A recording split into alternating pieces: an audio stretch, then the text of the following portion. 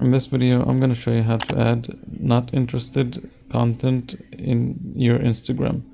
So if you're not interested in some content while scrolling, then you can simply put it as not interested by clicking on these three dots.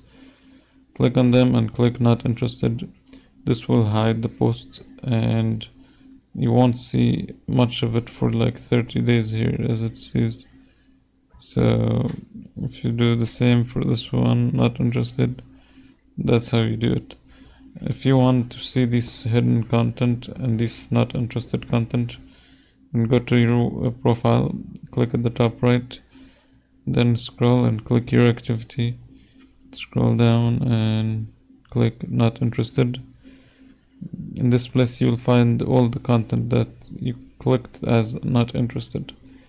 You can select here and remove them from being not interested. And that's it. Make sure to leave a like and subscribe.